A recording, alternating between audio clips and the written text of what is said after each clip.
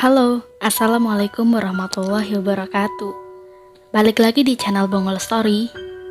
Baiklah, di episode kali ini saya akan membawakan cerita mistis yang akan menemani malam kalian. Pastikan jangan dengarkan cerita ini sendirian. Ini adalah cerita menyeramkan dari teman saya. Karena menurutku cerita ini menarik dan tentunya bikin merinding, aku pun tertarik untuk membacakannya untuk kalian. Pasang handset kalian, matikan lampu, dan tarik selimut. Mari simak baik-baik ceritanya. Sebut saja namaku Bongbong. Aku akan bercerita pengalaman menyeramanku waktu aku kecil. Lebih tepatnya saat aku berumur 7 tahun. Saat itu aku kelas 2 SD. Aku terlahir dari keluarga sederhana. Bapakku berprofesi sebagai penarik becak, itu pun jauh dari kami di rumah. Sedangkan ibuku mengurus kami bertiga di rumah. Yang dimaksud kami adalah aku dan 2 kakakku. Kami tinggal di sebuah gubuk sederhana. Seperti bangunan zaman dulu, orang-orang Jawa yang masih jarang memiliki rumah gedongan, alias rumah dengan bangunan tembok. Rumahku masih terbuat dengan kayu, dengan dapur yang masih memakai tungku, dan juga tembok masih dengan anyaman bambu. Dengan posisi rumah pas di pinggir jalan raya, samping kanan masih ada rumah tetangga, samping kiri kebun punya bapakku, dan belakang rumah juga kebun yang sangat luas.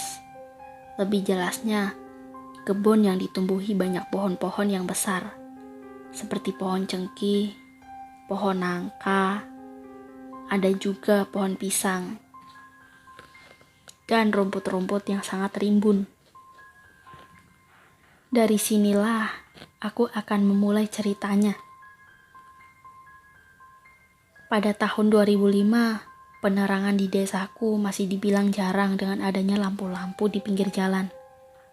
Setiap jam 6 ke atas pasti sudah sepi dan sudah tidak banyak orang berlalu lalang di luar rumah.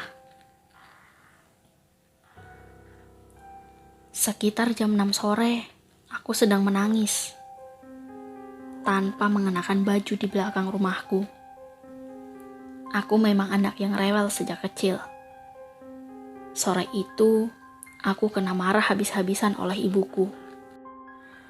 Karena aku yang sangat bandal, disuruh mandi, tidak mandi-mandi.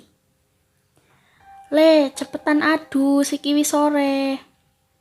Ibuku dengan nada tinggi, karena ibuku sudah kesal dengan tangisanku. Ia membiarkan aku di luar sendiri, dengan aku yang masih menjerit-jerit menangis. Sore itu, ibuku sedang buru-buru masak untuk berbuka puasa. Sedangkan kakakku sedang tadarusan di masjid. Aku pun berniat untuk mandi sendiri tanpa ditemani ibuku. Posisi kamar mandiku tidak di dalam rumah. Aku harus keluar rumah dan jalan sedikit sampai ke sebelah rumah. Meski berdempetan dengan rumah, namun aku selalu merasa takut setiap kali aku harus ke kamar mandi. Apalagi ini udah sore. Jika kalian orang Jawa zaman dulu, pasti kalian tidak asing dengan kamar mandi unik, dengan anyaman bambu dan tidak memiliki atap. Ya, itulah orang Jawa zaman dulu. Depan persis kamar mandiku adalah kebun.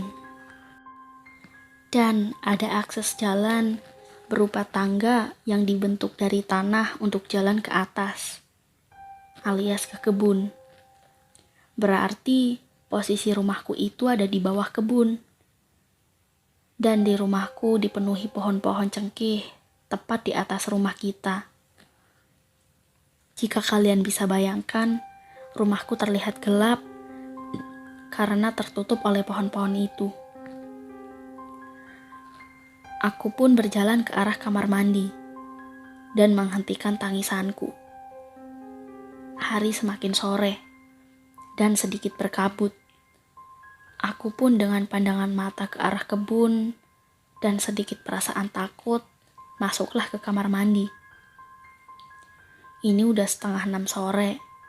Aku harus cepat-cepat mandi, pikirku. Aku pun buru-buru membasahi badanku dengan air yang dinginnya seperti es.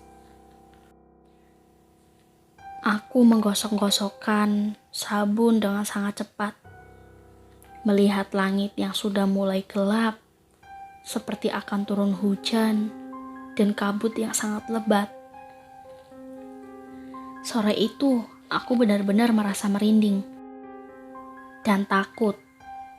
Setiap kali aku menyiramkan air di wajahku, aku buru-buru membuka mataku kembali, alias parno. Tiba-tiba saja,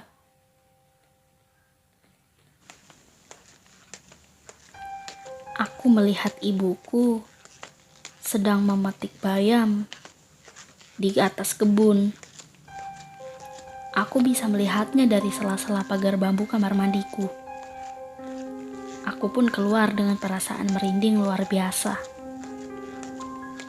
Aku berjalan dengan ragu, keluar kamar mandi dengan badan telanjang dan melihat ke arah ibuku.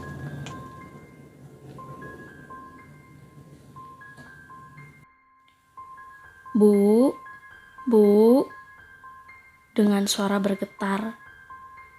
Ibuku tidak menjawab sama sekali.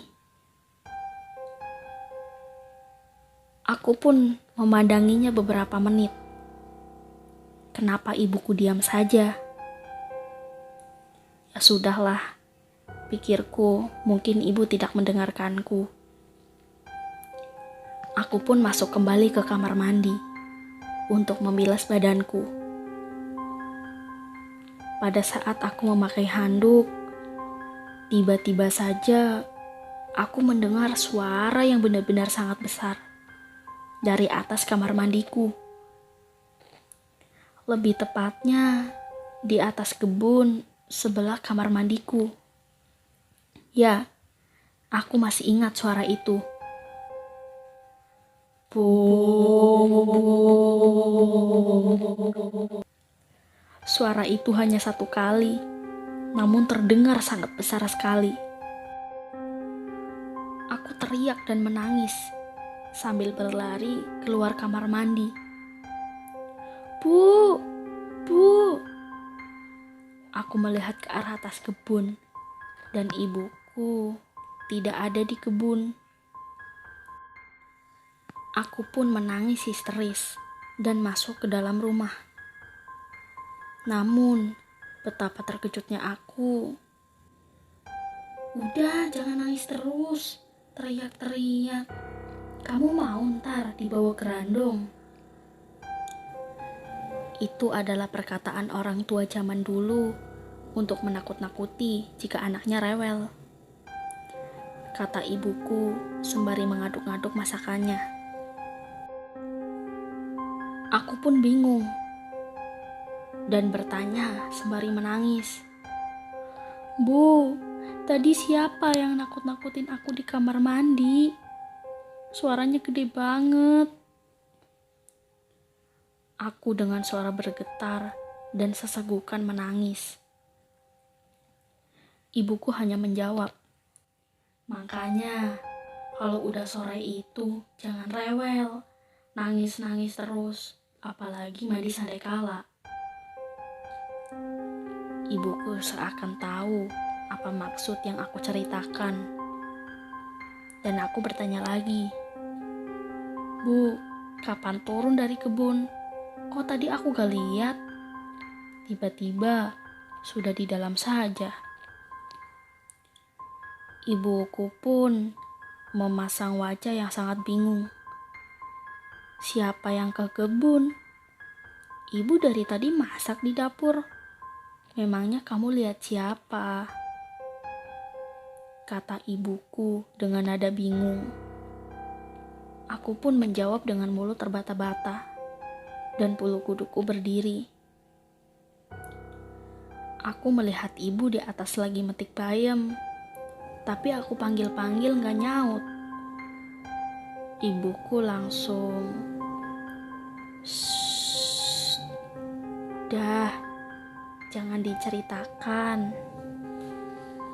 Lagi-lagi sepertinya ibu sudah tahu apa maksud yang aku ceritakan.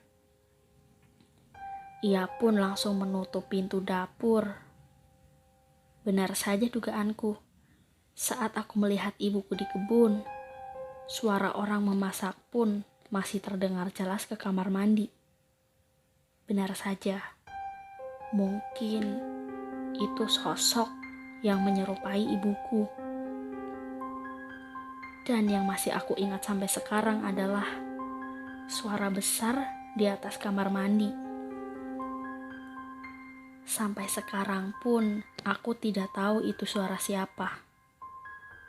Aku sudah berusaha tanya ke orang, juga tetangga. Siapa tahu ada yang sengaja ingin mengerjaiku. Tapi ternyata tidak ada. Dan ibuku berkata, suara itu adalah bukan suara manusia. Itu adalah dedemit yang menyerupai ibuku. Ini benar-benar cerita masa kecil yang menyeramkan buatku. Baiklah, jadi itu cerita mistis yang saya sajikan malam ini untuk kalian para pecinta horor. Mohon maaf jika ada salah kata dan pengucapan. Ini merupakan kisah nyata yang dialami oleh temanku. Sampai jumpa di next episode ya. Wassalamualaikum warahmatullahi wabarakatuh.